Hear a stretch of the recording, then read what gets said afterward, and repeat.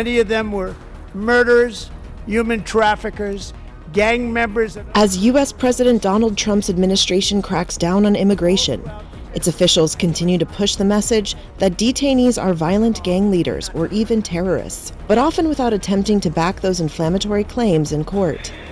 Legal experts say such public allegations can not only jeopardize criminal cases, but also undermine a core plank of the U.S. legal system, that people have an opportunity to contest claims brought by the government. This is a new DOJ. After an FBI SWAT team raided the home of Henrry Josue Villatoro Santos, an El Salvadoran man living illegally in Virginia last month, U.S. Attorney General Pam Bondi alleged the man was one of the top 3 U.S. leaders of the violent MS-13 street gang and called him a terrorist.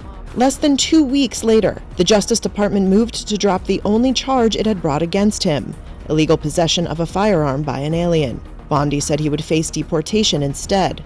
In another high-profile case, U.S. Immigration and Customs Enforcement officers pulled over Kilmar Abrego Garcia, an El Salvadoran man living in Maryland legally, handcuffing him while his 5-year-old son, who is autistic and nonverbal, sat in the back seat, according to the complaint. The Trump administration erroneously deported him, claiming he was involved in human trafficking and was a member of MS-13. But the allegation never appeared in court records related to his deportation.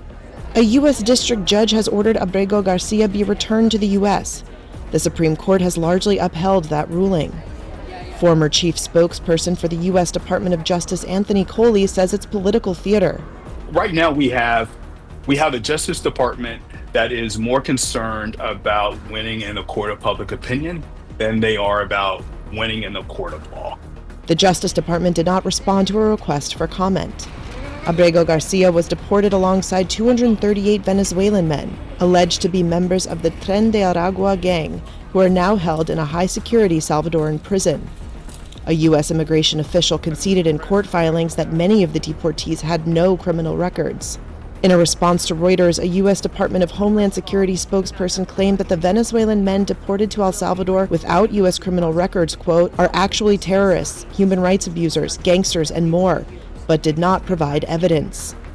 I definitely think that he's been using some of these cases for political wins. Rebecca Roif, a law professor at New York Law School, says it's important to parse the rhetoric from what's actually going on in courtrooms. A lot of the exaggeration is just political rhetoric, and that it's really important to separate that out from what's actually going on in the courtroom, because there may be differences there. Legal experts said out-of-court statements could prompt defense attorneys to seek dismissal of charges or transfer to another court on the grounds that a potential jury has been tainted. Justice Department policy normally limits public statements about pending cases to information in publicly available documents such as indictments or complaints, and bars commentary about a defendant's character.